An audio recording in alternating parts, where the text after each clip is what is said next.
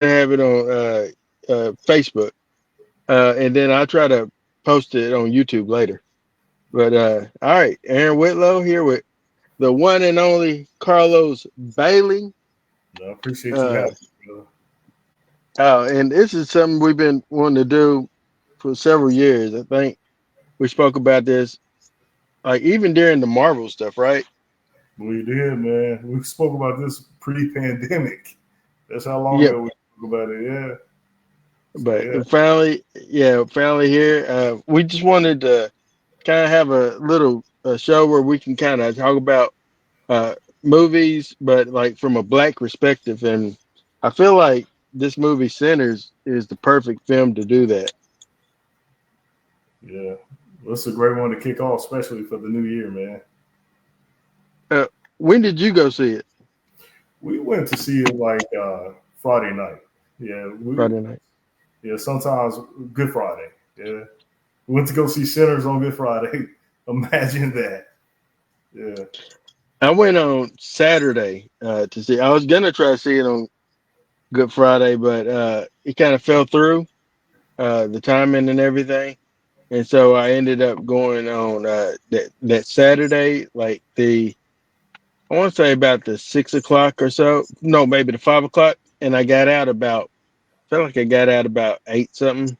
oh god, Uh, yeah, what something like that. It because with the 25 minutes of previews, it's gonna take you a minute to get out. yeah. So did But you stick? yeah, Did you stick around uh, for the end credit? yes. So so for those just watching this is gonna be spoiler heavy. We're not gonna sugarcoat anything. I hope at this point people have gone to see it. I know there's a group of people I work with that hasn't gone to see it, but believe they're gonna plan on going to see it maybe this weekend or something like that. But we're gonna talk about it. But yeah, no, I stayed around for the mid credit. I didn't know that there was something at the very tail end either. I didn't know that. Did you see that? I did, man. I did. I saw it, and I got some theories about that, man. I got like at least Okay. two about it. Yeah. Well, let's kind of talk about first of all, the movie is a Ryan Coogler film. Uh, Came out this year. This is, I think, maybe his fifth film. Um, and stars Michael B. Jordan. Um, let's see, Delroy Lindo. Um, I forget that one girl's name that plays Mary. Uh, Haley Steinfeld. I'm not too familiar with her, other Yeah. than like she was in not Falcon, but she was in the Arrow, not Arrow. What's that show? I know what you're talking. Hawkeye. Hawkeye. Yeah. She's in Hawkeye. She was Yeah. also Bumblebee, man. Oh yeah, she was, wasn't she? Yeah. But yeah, and it has other people in this movie as well. Um, but yeah, anyway, it's about these two brothers from Mississippi who this comes back to Mississippi from Chicago, and wants to open up a juke joint. Wants it to be the livest place for black folks by black folks. You know what I'm saying? And it just happened to be vampires. There you go. I think that's a good Yeah. synopsis, man. A lot of people try Uh, to compare it to Dust to Dawn.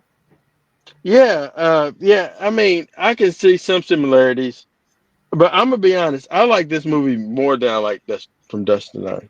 Same. I did too. Yeah.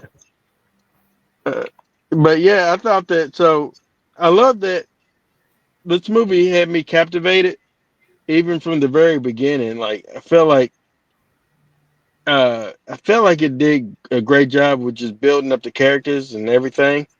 Um, and I wasn't bored. I wasn't like when bring on the vampires or nothing like that. I was just into it. Uh, so and I thought Dust to Dawn. I mean, first time I seen Dust to Dawn. To be confessional, I fell asleep several times, and then I woke up, and then there was vampires, and I had no idea. how we arrived to that point. So, um, but yeah. So what was your thoughts, man, going in to see this film? Man, first thoughts was this is that, because we went to go see it on a Good Friday and it's being released on Easter Hmm. weekend. So I felt some type of way like the name Sinners, but I also felt like that didn't mean something much more. You know what I'm saying? Even though it Right. meant sinners, didn't mean something much more that we'll find out in, in the movie itself. But Right. and I'll tell you the trailer. So it got me from the beginning because it showed the dynamics of the two brothers. So basically, where they're growing up in the 1930s, or they're in the 1930s during Prohibition. So I knew that it was probably going to be a good movie. And then at some point, vampires come along, and it had a great cast. Right. So, but the Yeah. first thing I thought about is the name Sinners. You know what I'm saying? Being a Christian, I was like, should I go watch it? Is there going to be any type of backlash? But when I watched it, I did feel like Aaron that it was a good movie. It was a great movie. They all did a great job. Yeah, I agree. I think as a Christian, and I've seen other Christians mention, you know, don't watch this film, Yeah, whatever. I've seen that. I had to go. I'm sitting in my car, and I had to get my keys to roll my windows down because you know, I don't want to. I want to suffocate in the car. no, I But understand. but roll it. All right, there we go. All right, cool. But yeah, with the title sinners, I know that they was saying Christians you shouldn't see this film.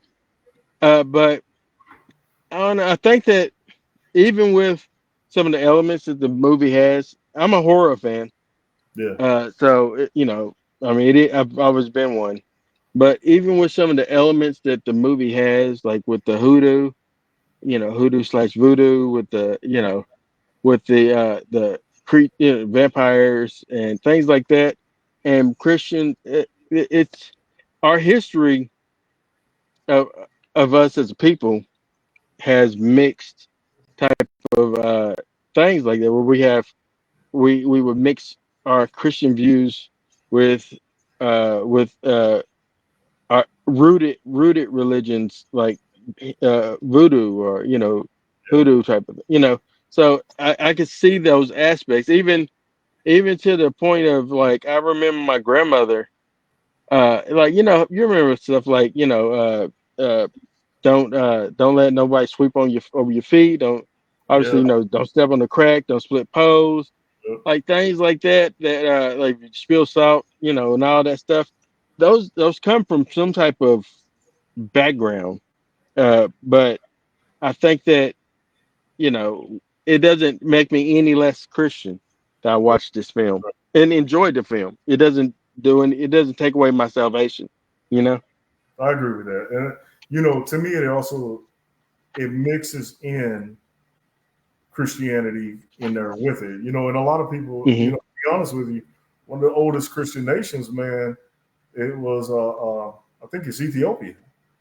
I think that before the Council of Nicaea, Ethiopia adopted like a Coptic Christianity nation well before Rome did. So Absolutely. you know, to me, I didn't take away from it because I figured I've watched other things. You know what I'm saying? I've watched other things that may not necessarily be seen as purely Christian, but I did believe that this also had like a Christian background in it. If you go and Hmm. you watch the movie, there's several times. One of the main characters, his nickname is Preacher Boy. Hmm. And if you stayed around, which I won't get into it yet, Aaron, but if you stayed around for the second end credit scene, my second theory about Preacher Boy, what happened to him, because at the beginning of the movie, Preacher Boy runs into the church. Right. It ends as it ends. The beginning of the movie is almost ending. And if you watch a lot of movies, you could kind of figure that out. That's exactly what was going on because he had the Second scratch. end credit scene. My second. I'm turning it down just in case I get comments. Thank you, Nikki Poole, for watching. She, Um, she has a I comment. wanted to. Yeah, yeah. No, I got it on the Facebook page. So if anybody wants to comment and ask questions and stuff, I wanted to kind of be able to monitor that Hey, check for us. my page too, and I'll share it on there too, Aaron. Yeah, definitely. But Uh, go ahead, my but bad. yeah, no, no. But I agree with you. I think that like it's obviously we have a complicated past, and I thought that Ryan did a great job with kind of telling the story. Um, First of all, man, we gotta applaud any black filmmaker trying to get out here and make films. Because for so long we had to rely on others to tell our story. Yeah, even one of our favorite films of all time is Color Purple, and it's a great film, but it's from the perspective of Steven Spielberg Yep. telling that story, which he did a great job with it. But I think that it's important for us to kind of showcase showcase our story, and I thought that I want to say I thought that they did a great job with Michael B. Jordan as Smoking Stack. I think that Agree. he was distinct enough that I forgot that it's just Michael B. Jordan. I did too. I did too, man. I told my wife, I was like, he did such a great job.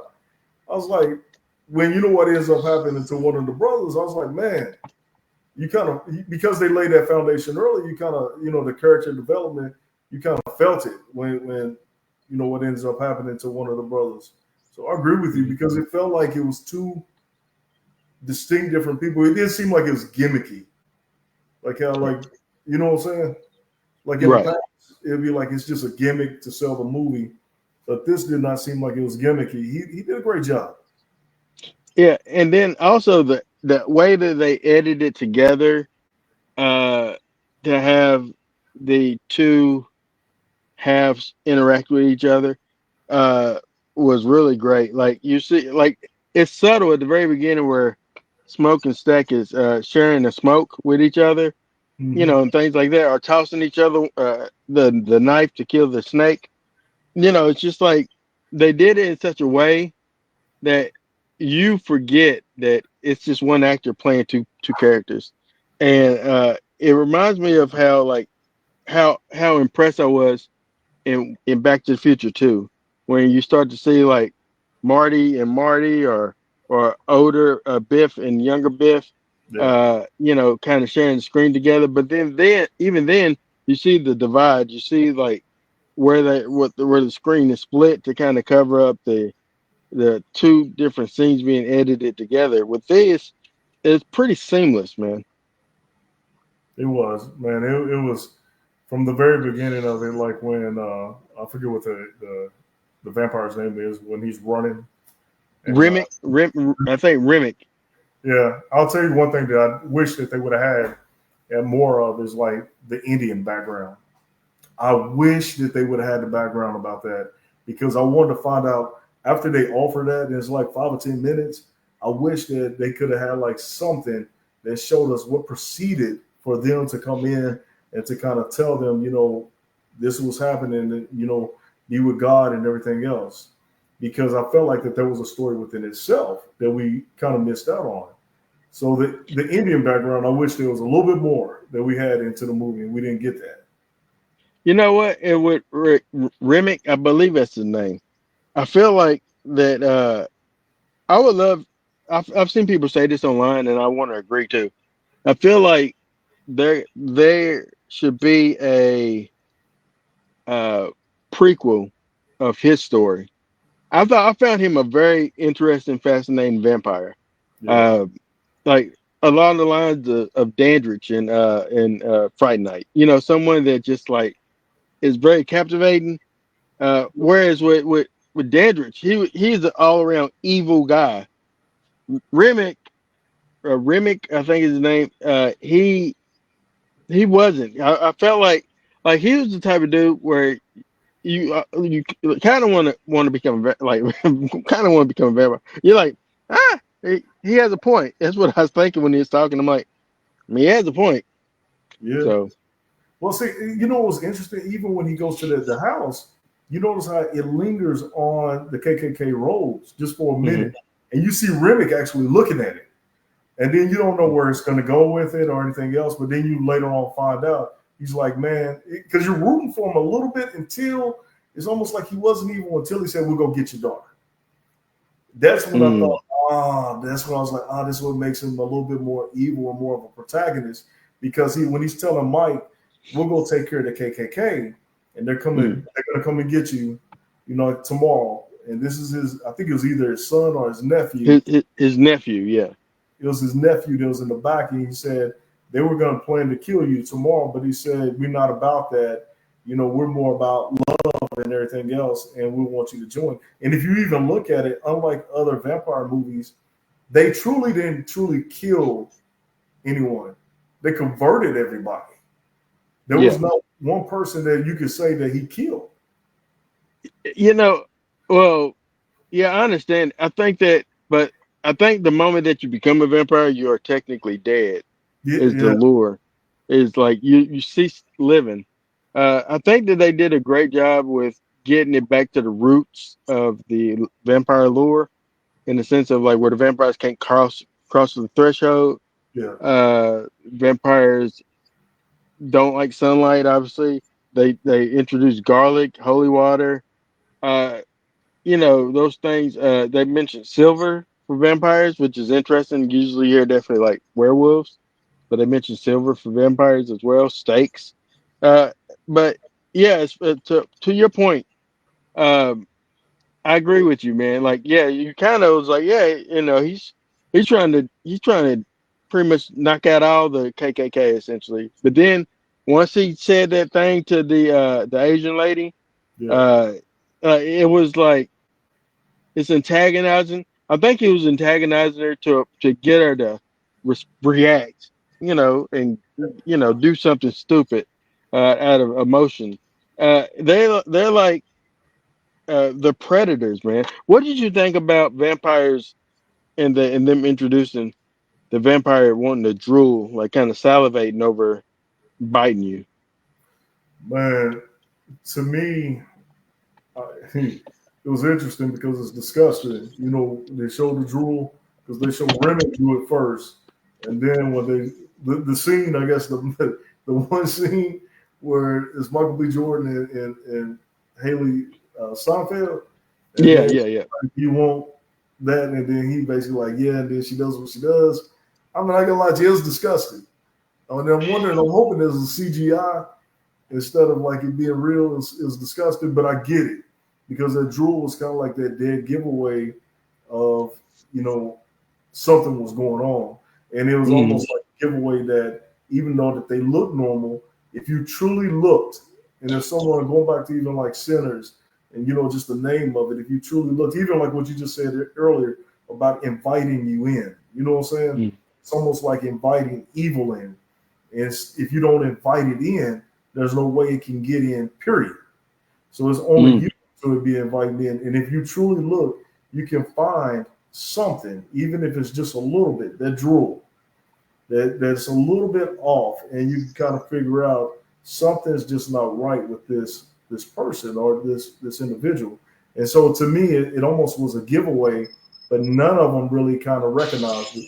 Even Haley Hmm. Steinfeld didn't even recognize it when she went out there talking about, we would like for you guys to come in. She heard the words, and then after he kind of said what he said, she was like, "No, nah, something's going on." But she still never recognized when he was talking to Yeah. her.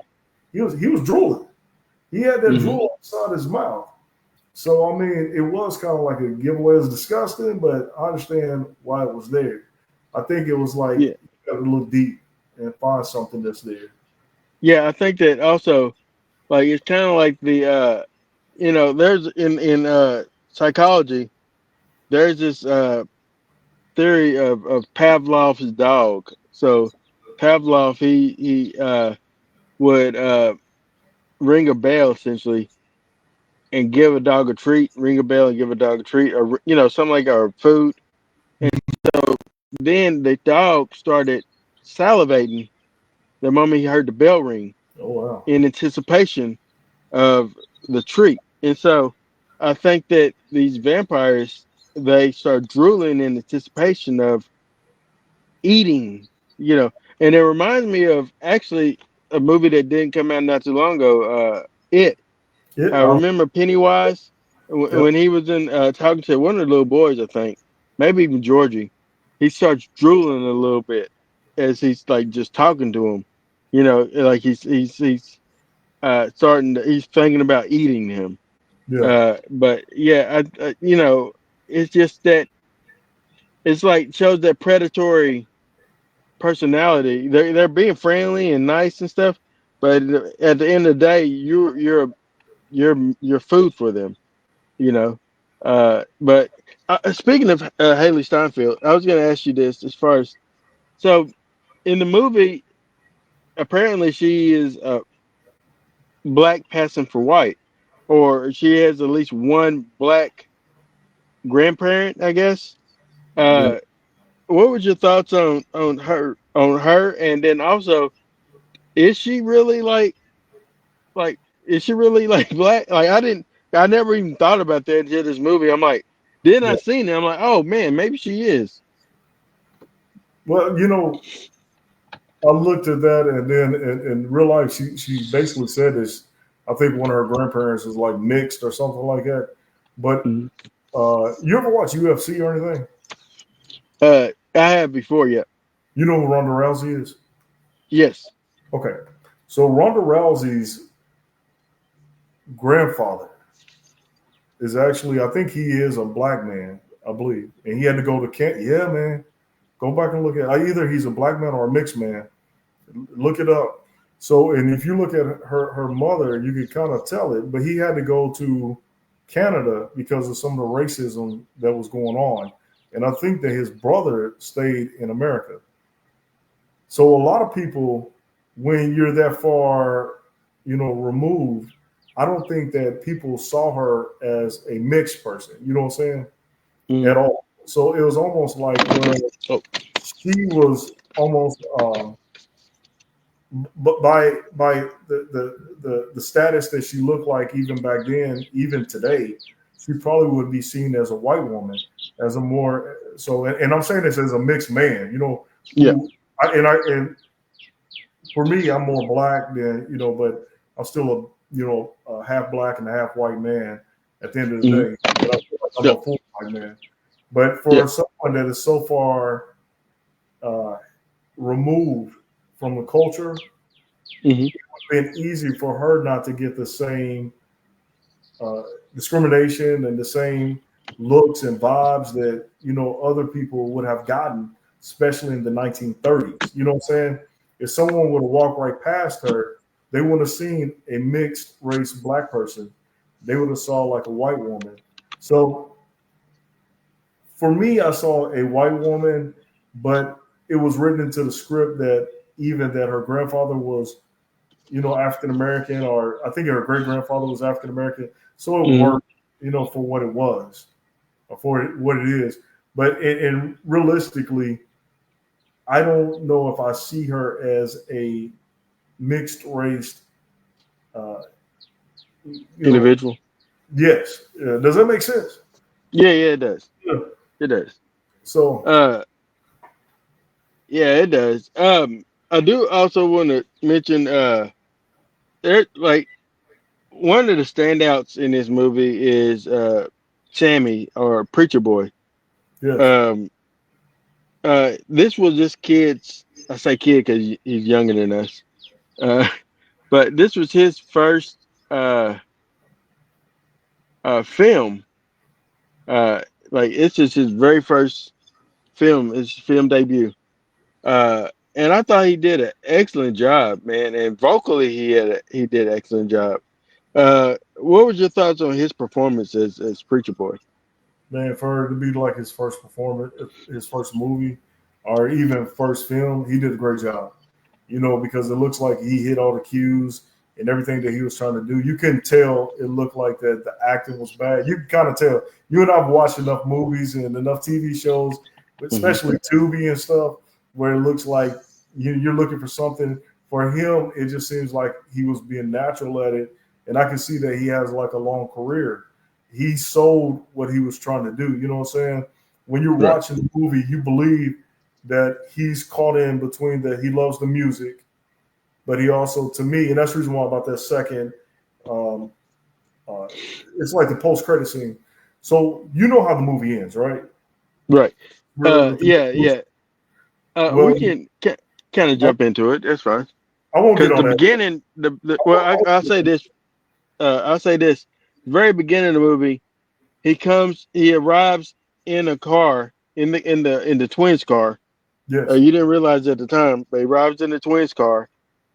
He's bloody and bruised, scarred up face, with half of a guitar in his hand.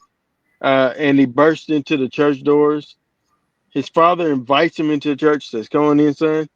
Father invites him into the church, and as his father and the other church congregation is pleading with him to drop the guitar, he is having flashes of the night before, yeah, uh, which was jump scares. It scared me. I ain't gonna lie. Uh, and but when he came in the door, they were singing "This Little Light of Mine." yes. All right, So, go ahead. I'm so turning it over to you. the post credit scene, that's exactly what he's singing. Is this little light of mine? So it's back to Preacher Boy, and the way I took it, because you know how like the movie ends, and his dad saying at the very beginning to drop the guitar, well, to drop the banjo and stuff. And then he's basically, it's already broken and it's just a handle. And the same thing that basically kind of saved him, it was like the banjo, but it was also God too, because he Mhm. was praying at the same time. A lot of people think it was the banjo by itself, but I was like, no, it seemed like that God came through though too. So it was showing like, even though he still had this love for his music, it didn't mean that he was necessarily a sinner. And to be honest with you, all are sinners. We all are sinners, and even saints are sinners. You know what I'm saying? The Mhm. ones that are repentant. But then after his prayer, even though the vampire said he loved the prayer, it's one day he loved himself. The sun came up. And then his cousin, when he was about to kill him, basically killed the vampire at the same time. So it's Yeah. almost like the very thing that they were saying that was the downfall of him was also the thing that saved him, along with you know God when he was. Go ahead. You got a thought? No, I just no, no, no. I'm listening to you, and yeah, it clicks when you what you're saying. Yeah, Uh, it's like, and so that's why at the end and the beginning, it's hard for him to drop the guitar because that guitar literally saved his life.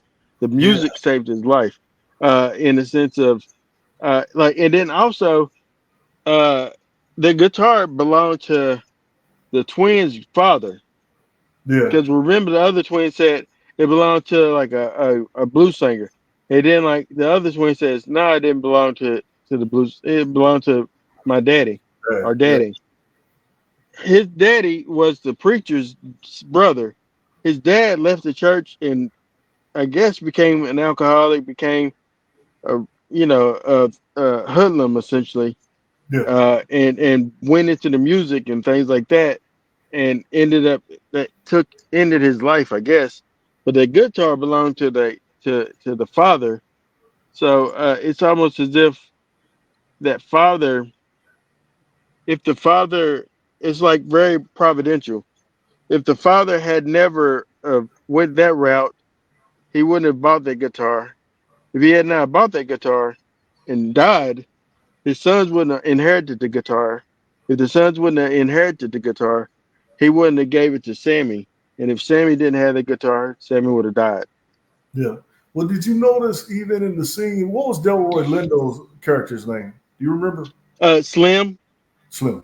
So in that scene, when they're in the car, right before he picks up cornbread in the field, they're Hmm. they're talking, and Slim's talking about basically they passed that it's like a chain gang. Chain Gang, yeah. They were singing and stuff, and then he said hello and everything else, and he's talking to Preacher Boy, but he's also talking to Stacks. And during that time when he's talking to him, he talks about like some type of crime or something that they did. He Hmm. mentions basically Preacher Boy's daddy, and he mentions Stack's daddy. because it's like very, very quick. And then Preacher Boy said, so my daddy was there, and he said something about his daddy took some money and he went down and became a pastor. Mm. It's very quick, man. So he didn't start out. So even his father was a sinner who had changed his life around, man. But it's Hmm. But his quick, father is now essentially forgotten his roots. right? But not blaming him for being in the church and trying to do different. But like his father's drawn the line in the sand, and he says you need to leave his music alone, to leave that juke joint alone. Be in the church. Even Smoke was saying, "Man, this is your last night performing at a juke joint. I'll kill you myself if you don't go to church, do it for the Lord or something. You don't need to do it here. This isn't for you." You know, even I think Slim even told him that too. Like, this isn't the lifestyle for you. I guess I don't know if Slim said that, or maybe I'm mixing something else. But it just I noticed that Sammy, a preacher boy, really like his wrestle was like against he loved the music and it was in him, Yeah, and but he couldn't divorce. Uh, but his music, because we're gonna talk about that scene. His music was very spiritual in a sense of he was able to break the veil between the different generations with music. Uh, let's talk about that scene. There's several scenes, right? But the scene with Preacher Boy performing at the juke joint yeah, and his song breaks the veil, and you start seeing like an old African man, like a medicine man type of shaman dude, and then you start seeing like Bootsy Collins looking dude. You start seeing the DJ, and you start seeing twerkers, and you see b boys, and you see sea walking. It's just like, what was your thoughts on that scene? Watching it. one of my thoughts, man, Aaron, it was number one. Like they always said that the banjo was something that back in the day that the slaves had played and they brought from a long time ago. But it was basically there's a couple of thoughts I had. They would play it, just so they could put themselves in a good mood, but Mhm. also they would play it sometimes like for the people that had enslaved them. To be honest with you, but later on, it was kind of like we've all been there, man. Where it showed like all around like the history of the music, and it showed like how the history goes back and how like all these major uh, rock and roll, even country to an extent. It goes back to like even old school, some of the stuff that comes from the blues, rap, R&B, and everything like that. But I had like a second thought when it was showing like everything else and putting them in a certain mood. We've always had like, back in the day, we listened to Keith Sweat, we listened to, Naughty by Nature, we listened to like, Two Live Crew. And what it Yeah, was talking about, like it was calling, Remy and his crew that was there. Music puts you in a mood. It does. It can put you in a good mood. It can put you in a bad mood. It can put you in a mood. So I wonder sometimes what it was also saying that music can put you in a certain, light. You keep listening to like music that's about death. Keep listening to music about death. mm, Do you bring death upon yourself when you're listening about it? If you keep listening to like heartbreak music and stuff, when you were in high school and you were hurt, you got hurt by a particular girl or whatever. It's like, you listen to Keith Sweat and you're sad at that yeah, moment and stuff, and then you're thinking about it and stuff. But music honestly puts you in a certain mood. yeah, When that's what I thought about it. It puts you in a certain mood, but also I also thought that it was showing that the history of music as well. How it goes back and how it helped, you know, uh, bond people together, in a unities type thing. That's one thing music does. No matter what race, color, or creed, music can bond people together, no matter the yeah. genre. You know, with that scene, uh, it shows me kind of like how, because when the DJ was on the stage, he was saying, like, preacher boy, like, and then it's kind of like a remix of the song in which he's already singing. It Yeah, just shows like how his music transcended generations. Also, we even going back to Africa, uh, me and you, we're part of the diaspora. We're part of that the group of people that we truly don't know. Yeah, we are. We could do DNAs, right? And I know that I have Nigerian. I know that I have Congolese, and I have so like Ghanaian, stuff like that in my DNA. But we don't actually know our tribe. We don't know our true tribe. And so, but even with that being said,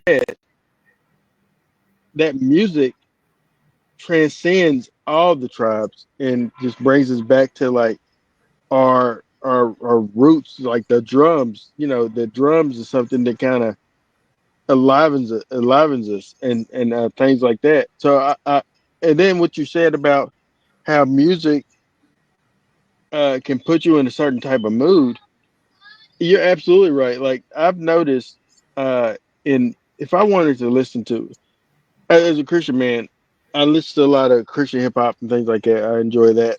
so But sometimes I want to listen to No Limit Soldiers, bro. same on that. So Same. sometimes I'm on my 3-6, but you when you listen to it to a certain extent, it starts, for me, it weighs down my spirit a little bit. It kind of, I'm like, man, I gotta. It's almost like cleansing the palate. I gotta back away from it, man. Let me listen to something else. Just kind of give God some glory, because it starts weighing on you. Which I thought music has that effect on you. Uh, and then you have Remy, who wanted to essentially, what's the term? Not gentrify, but With appropriation, yeah, yeah, yeah, yeah. appropriation. The yeah, yeah, do that to the culture. He wanted to literally take the you know, I want what you got, but for my own, you know, for my own uh validation, so I can see my ancestors, not so much that you can see your ancestors, because when you notice that whenever any black folk that got became a vampire in there, they was straight up. My cousin Anthony says, "Did you notice the Dust to Dawn inspiration?" Yeah, we mentioned that. Yeah, it was. It's all through it. The Dust to Dawn inspired it. But yeah, but I also, me and Carlos said that we actually love this movie a little bit more than Dust to Dawn. But but yeah, I was saying that I think that the whenever the black folks became vampires in this movie, they it's not so much they show a lot of their selves, their personalities. It showed more of Remic's personality. Yeah, You know, so like they start river dancing and everything out there with him. You know what I'm saying? You know, except for yes, Cornbread. Cornbread was doing his own thing. yeah, Cobra was. Yeah, you know the weird part about it though too, man. You and I read the Bible and stuff. You know, Lucifer was he was over the music. You know, Satan was over the music, and he was an angel, man. So I thought about that too. I forgot to mention that, Aaron.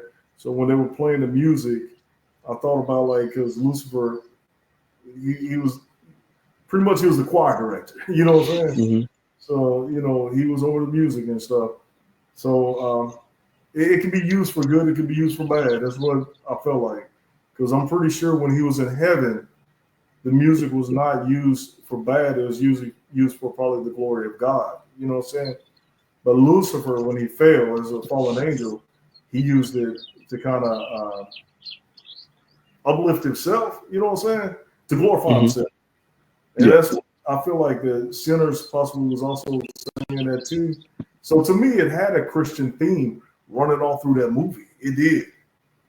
Yeah, I seen somebody mention this too. They mentioned that the reason why like the sinner's prayer maybe didn't work for Sammy is because he wasn't fully. He is kind of a fence rider in the sense of between his faith and his love, which is the blues. And so they said it didn't really work. And also, the devil can quote scripture too. The That's devil true. know that Bible about like I know that, or that Bible. And That's so, you know, yeah. but you got to know. But it's not so much how much you know the Bible. You got to know the Bible, but you got to know God Absolutely. even that much more. That's what Jesus. So every time the devil tempted him, Jesus hit him with scripture, but that scripture came from a place of knowing God. You Yeah. know, Yeah. it came from a place of him knowing the Father. But yeah, I thought that was good. What was your thoughts on old cornbread when he tried to get back in the juke joint? I thought it was funny. That's the funniest scene. To me, I thought it was funny too, but I knew that it goes back to like being invited in. About like sinners and stuff. If you don't invite evil in or what is perceived evil, it can't come in. So they couldn't come in at all. But I thought like he was using kindness. He said we got to show kindness to one another. His brother just died, and then after that he was like, well, okay, because he knew the smoke was like someone that would pay him. He was like, well, just give me my money. You know what I'm saying? And he knew that was the way he was going to get it. He already had it planned out that he was going to bite him. But going back to like what you said, if I can just briefly go here Yeah, yeah, yeah. about the sinner's prayer, I thought it did work for him. I thought for Mm. Sammy it worked for him. It just took time. Sometimes it may not come right away, but it'll come on God's time. And I'm gonna tell you the reason why. At the very end, the post-credit scene that you missed, he sung "This Little Light of Mine." And at first, there's two theories that I had about it: is that he did believe in God, and the second one was about basically that he did make it to heaven and he died, and his little light went on to heaven. But when he was about to die, because he done took the thing out of his head at this time, Hmm. he prayed the sinner's prayer, and then Remy prayed the sinner's prayer too.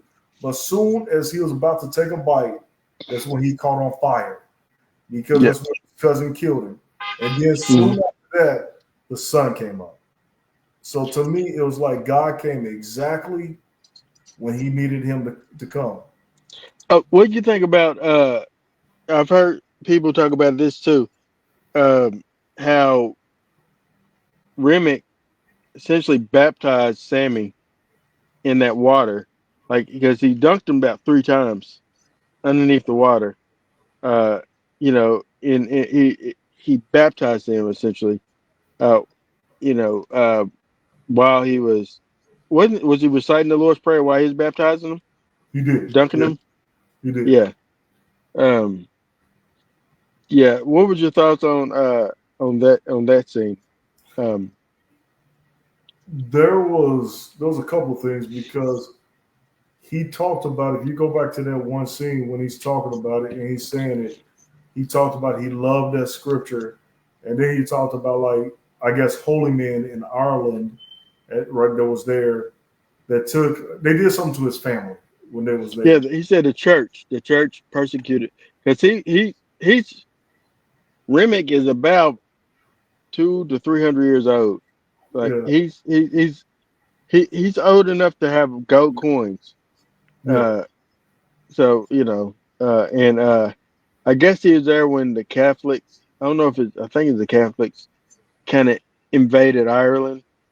Uh, I'm not familiar with that history, so I can't really speak on it.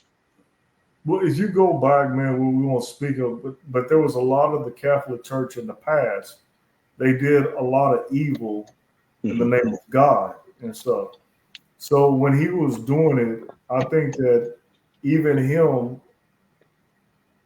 he invited the devil in when going back to sinners and inviting someone in. You know what I'm saying?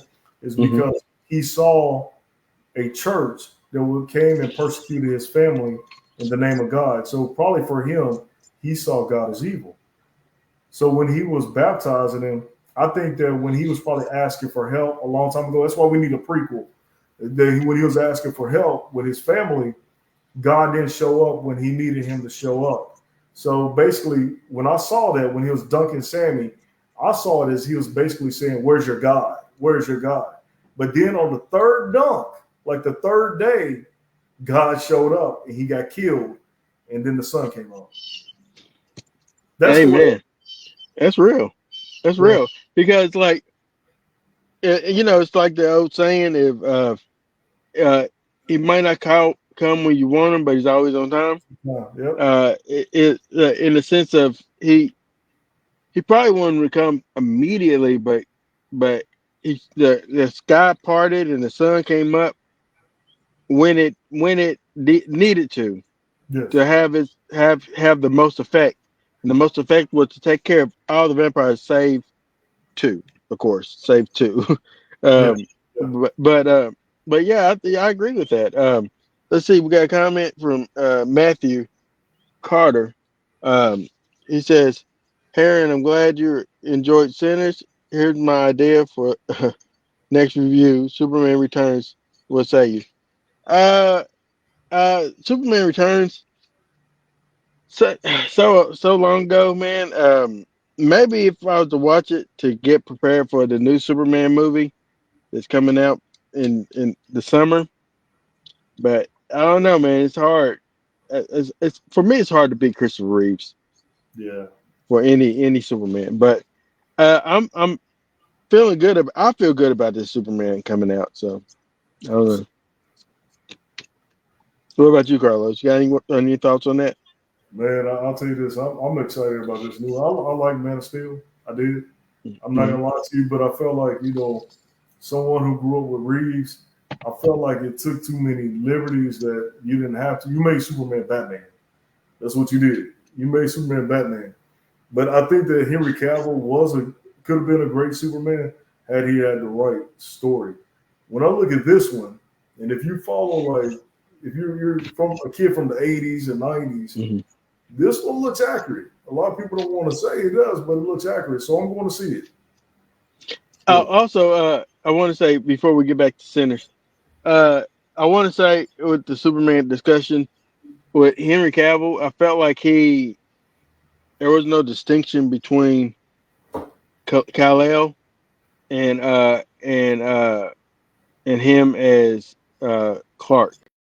You know, like I felt like whereas with like Brandon Routh, Christopher Reeves, maybe Dean Cain, maybe even Tom Wellington in some sense.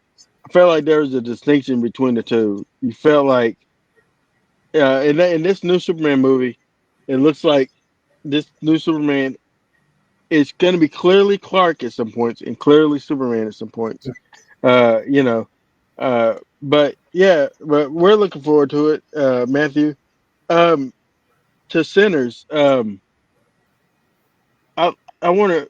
We kind of touched on it. So obviously, Haley Steinfeld's character, Mary, turned. Uh, before I get into that, Anne, I think her name is the one that was with Smoke. She Yeah. was his baby mama.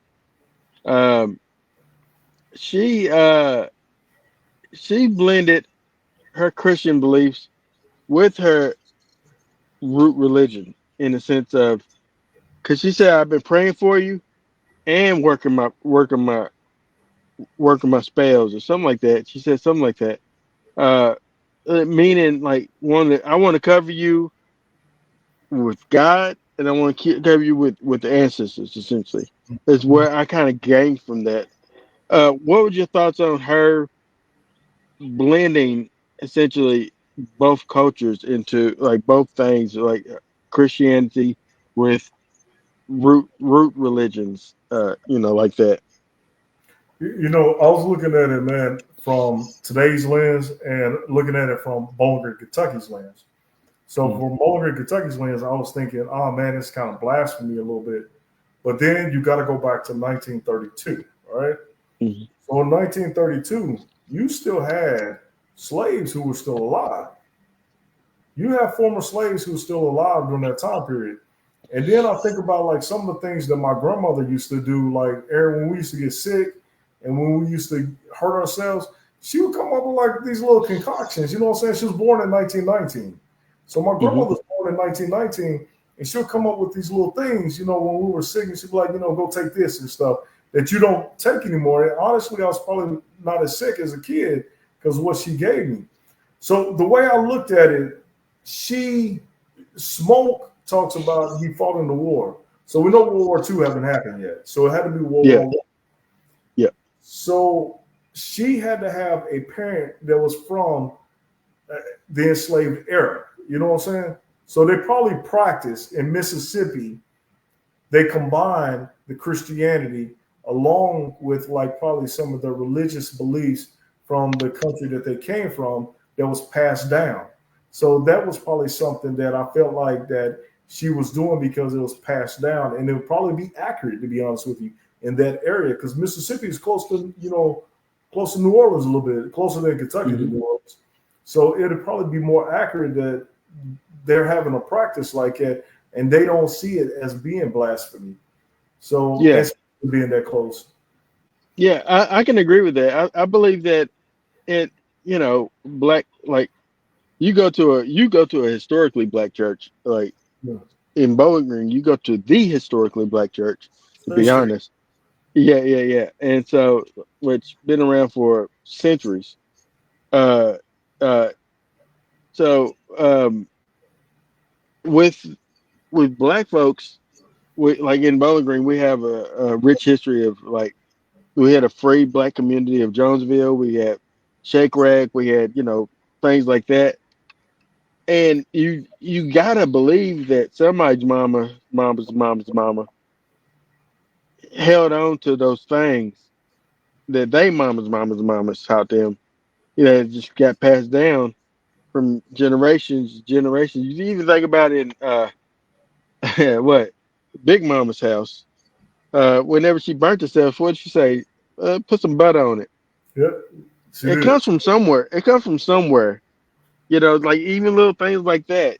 So I think that her blending uh the like voodoo or hoodoo type of practices within her Christian beliefs. um I think that it was for that era very common, and post that era very common, and maybe not so much as common now as it was then, but I think that it was absolutely common then. Yeah, I agree. I definitely agree. Yeah, I think that people had certain customs. Like I just because she mentions at one point she calls uh before she thought that they were vampires, she called them hates. Hait. What is it? Hates. Because I was trying to figure that out. Was that kind of like Yes. demon? I was trying to. Yeah, so what it is it's like a old Geechee uh creature, like a creature from like where they believe was able to walk among the living. They come out at nighttime. They can't come into your house unless you invite them. They want to they feed off of you or make you exhausted.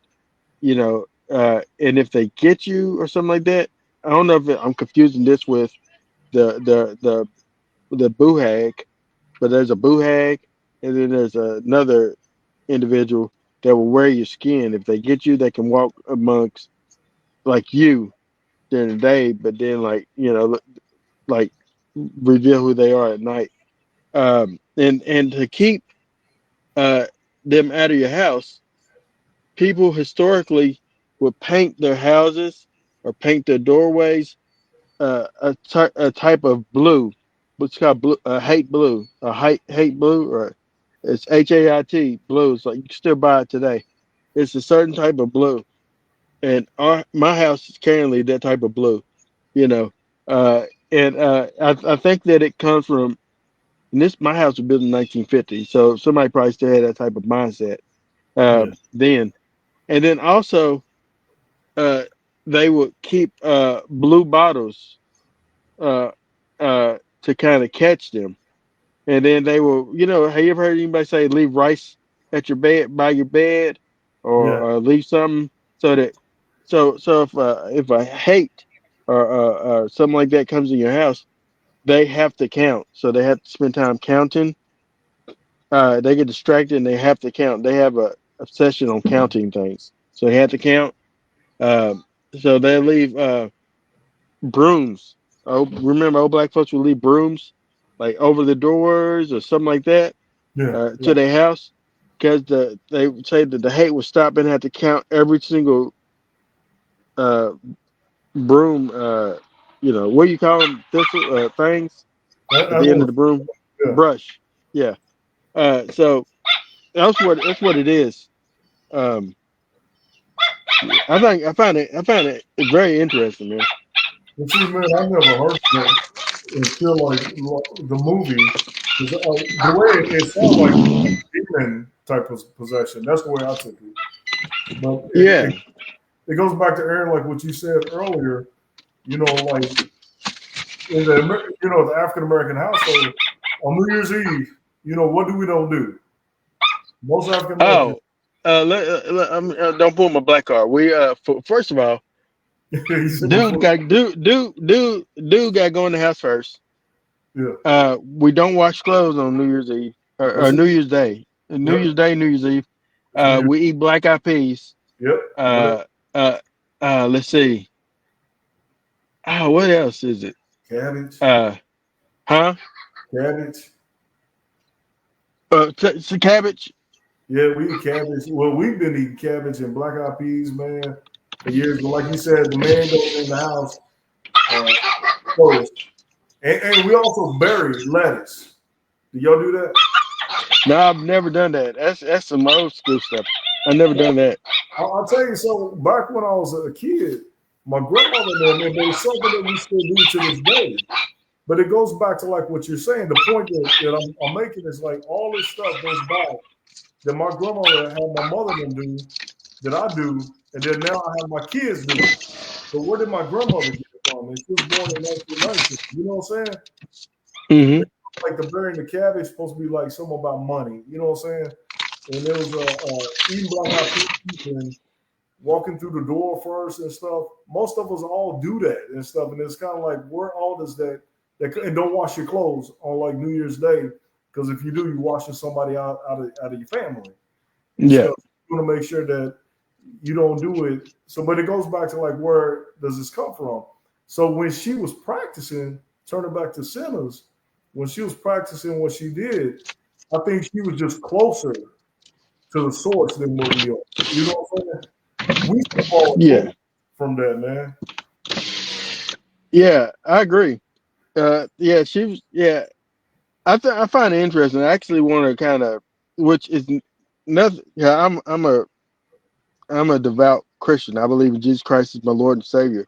Same. Uh, but I think that it's very interesting to kind of find out more about our culture, man, from way back that we kind of forgotten about, and learn about those things because things come from we like you said we do things for a certain reason. I Yeah. remember hearing a story. It's an old story where like a for Thanksgiving, this mom would take a ham and cut this part of the ham, cut this part of the ham, and put it in the oven. Cut this, and then every generation would do that. Finally, the younger generation asked the oldest generation, "Why did you do that?" She said, "Well, I did it because my oven was so small that the whole ham wouldn't fit." But the mother and the other generations would do it because it became tradition and not knowing the origin of it. So I think it's important to kind of know the origin of why we do certain things, you know. Um, but back to Sinners. So at the end of the movie, preacher boy Sammy he survives barely. He's saved by smoke. Uh, I noticed initially I didn't see smoke. I didn't see Stack or Mary. I didn't see them die. So I knew something was up with that. So I didn't see them. Um, and by seeing everybody else die. Uh, but with Smoke, the end of his story was he got that box. He mentioned that box, and he opened that box, Yeah, and boy, he went to hunting. he did. Man, but did you He, notice on his gun, man, how I knew that Stack wasn't dead?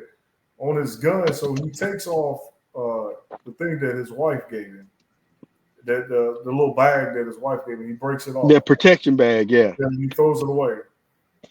So for a minute, I was like, maybe his brother's dead, and I still thought his brother was dead because on his gun, he hangs his brother's necklace on his gun, and it was almost like symbolic, like we're gonna take him out together and stuff. Mm. And I noticed like he kept on to it. And then when he was dying, going in between, he was so close to his brother. Why wouldn't he see his brother too? Because he saw his wife, he saw his daughter, His but he son. did not see his. Was it his son? I think it's his little boy. It might have been a girl. I don't know.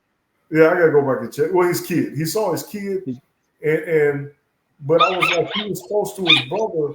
Why didn't he see his brother? And I felt like when the scene where him and his brother are fighting, he looked at his brother in his eyes and he saw his brother, even though he was a vampire, he still loved him. And I Yeah. think that he stopped at that time. But it was amazing that when Stacks later on, when he walks through a post-credit scene and he invites him in, Stack has so much control of himself because my wife said I thought that Stack was about to kill Sammy. Because it was kind of sad, man. He gives Sammy a hug, then he gives Sammy Hmm. his money, and then after he gives him his hug, it's almost like he was able to control whatever was going on. Because I thought, okay, yeah, he's about to bite him there, but he gave him a choice, and he said that Smoke made me promise that I would basically look out for you and won't do nothing to you. And he knew Hmm. exactly where he was at, and he said, I have all your records and stuff. And then he basically told him to sing, one last time. And then Sammy sings the song that he sung in the car. And then right after that, both him and Mary could have killed him, but they didn't. Yeah. They walk out and they basically say their goodbyes. And he says, what's the happiest day of your life? And he said, man, the happiest day of my life was seeing my brother alive and watching the sunset. But to Yeah. me, his brother had Stack stain on his gun. Go back and look at it, man. He had I Stack's will. on his gun. One thing I thought about that scene is so Remick wanted Sammy not because of Sammy, but he wanted Sammy's gift, Yeah, and he wanted you to utilize Sammy's gift for his own doing, for his own. Like I wanted to, be able to see my ancestors, and I wanted to be able to do this and this. Use your talent. It's kind of like how back in the day with music, like even uh, Mama Thornton, uh, she covered Hound Dog. She did Hound Dog, but then it didn't really get people didn't hear it. And Elvis did it, and folks to this day, my dog's barking at the dog across the street, so I roll these windows up.